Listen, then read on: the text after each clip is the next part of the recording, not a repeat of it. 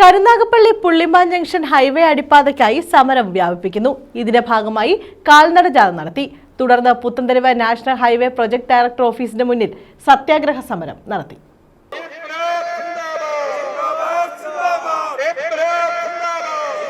കരുനാഗപ്പള്ളി പുള്ളിമാൻ ജംഗ്ഷനിൽ ദേശീയപാത നിർമ്മാണവുമായി ബന്ധപ്പെട്ട അടിപ്പാത സ്ഥാപിക്കണമെന്ന് ആവശ്യപ്പെട്ടാണ് സമരം ശക്തമാക്കുന്നത്.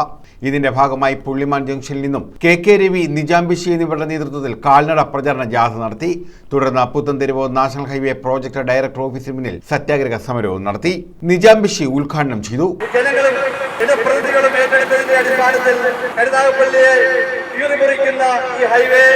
കരുനാഗപ്പള്ളി ടൗണിൽ മാത്രം പില്ലർ ഹൈവേ ആക്കി മാറ്റിയുണ്ടായി. അത് പോലീസ് സ്റ്റേഷൻ വരെയാണെങ്കിൽ അതിപ്പോൾ ഹൈസ്കൂൾ ജംഗ്ഷൻ വരെ നീട്ടുകയുണ്ടായി.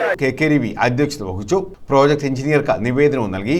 അടിയന്തര പ്രവർത്തനങ്ങൾ നടത്താമെന്ന ഉറപ്പിനെ തുടർന്ന് സമരത്തിൽ നിന്നും താൽക്കാലികമായി പിന്മാറി. പുള്ളിമാൻ ജംഗ്ഷനിൽ അണ്ടർപാസ് വന്നു കഴിഞ്ഞാൽ പുള്ളിമാൻ ജംഗ്ഷനിൽ എത്തണമെങ്കിൽ മിനിമം 1 കിലോമീറ്റർ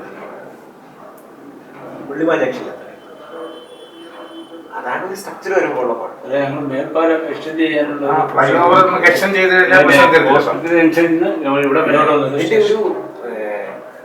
എന്താ പറയാ, ഒരു സാഹചര്യം എന്ന് പറയുന്നത് ഇനി ഒരു പുതിയൊരു സ്ട്രക്ചറിന് അല്ലെങ്കിൽ പുതിയൊരു എക്സ്റ്റൻഷന് സാധ്യത വളരെ കുറവാണ്. ജബ്ബാർ, വിജയൻ, ഷഹനാസ്, ഷംസുദ്ദീൻ, അശോകനമ്മ വീട്, ബാബുക്കുട്ടൻ, സിദ്ദിഖ് തുടങ്ങിയവർ പങ്കെടുത്തു. News bureau, Karunagappally.